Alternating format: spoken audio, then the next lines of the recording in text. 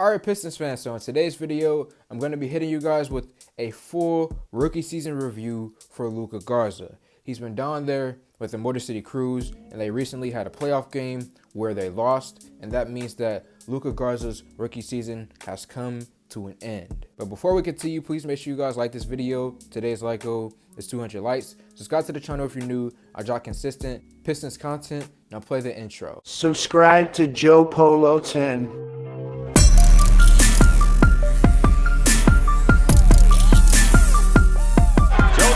Is the MVP.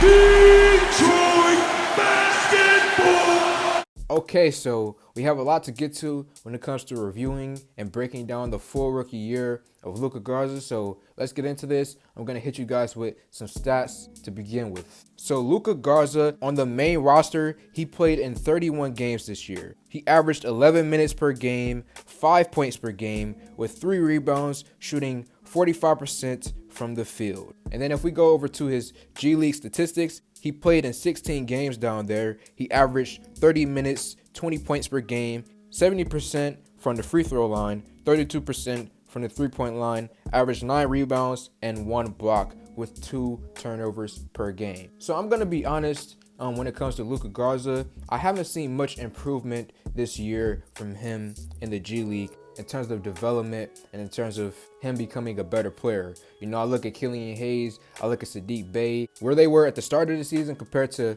where they are at the end of the season. I feel like those type of guys have been much more improved, but Luka Garza in his rookie year, where he started it to where he finished, I personally believe that we didn't see much growth from him, which is kind of unfortunate, but at the same time, with a player like Garza and the way that he plays, it's kind of not that bad. I know it sounds confusing right now, but as you guys watch the rest of this video, you will understand where I'm coming from. So what has Luka Garza been doing while he's been in the G League? The exact same thing as he did in college and the Summer League and in the few games that he was on our main roster. He gets the ball in the post, he backs down his defender, he scores inside. That's literally all he does in the G League. And typically he's going up against, you know, smaller guys, shorter, and people who weigh much less than him. So he just bodies them, you know, all the time. He's 6'11" or 7 feet tall, and then he's also around 250 pounds, so it's really easy for him to just stay in a comfortable position, continue to do what he's always been doing, which has worked out for him,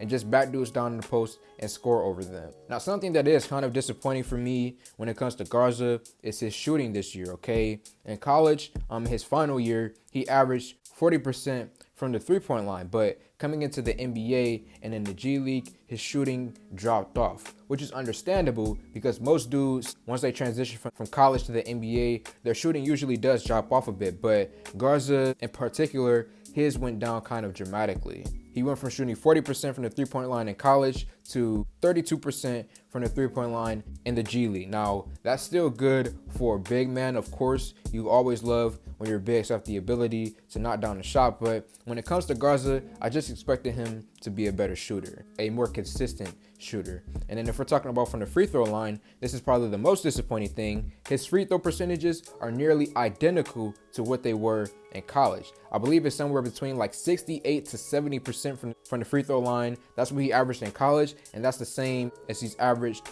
in the G League. So no improvement from his shooting at the free throw line, and then in terms of his three-point shooting, it has decreased. So overall, when I'm looking at all of the statistics for Garza's shooting, he's kind of gotten worse. So his all-around game has basically stayed the same, but there are a few things that he has improved on. One thing that I would say is his passing ability has gotten better.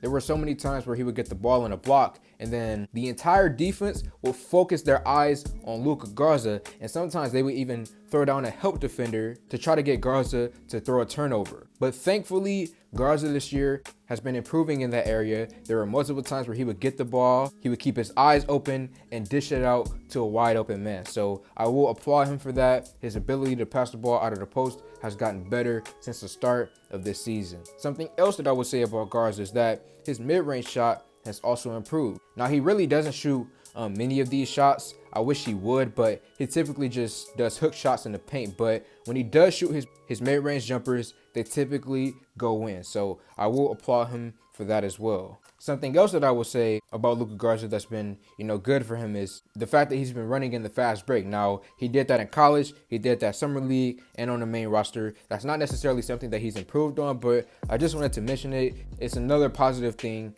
that he does have going for him. He runs in the fast break. He isn't one of these guys who, tries to jog through a lot of the fast break plays. No, he runs the fast break. He tries his hardest. If you look at him, I can just tell that he's putting his full effort into trying to get down on the other side of the court. So to wrap up this video, I would say that Luka Garza is NBA ready offensively. His ability to score the ball in the post, the floor spacing ability with, him still being able to stretch the floor for us. And then also, as I mentioned, his passing has gotten better. Just overall, I would say that he's NBA ready offensively. But when you look at the other areas to his game, he still does have slow feet. We talked about that a lot pre-draft. Defensively was also a question mark for him, and I will say that he's not getting destroyed by guys anymore, thankfully, but still he does have a lot of room for improvement when it comes to the defensive side of the court. And Garza, he's 23 years old right now. This was his rookie season, and he can still get better. But,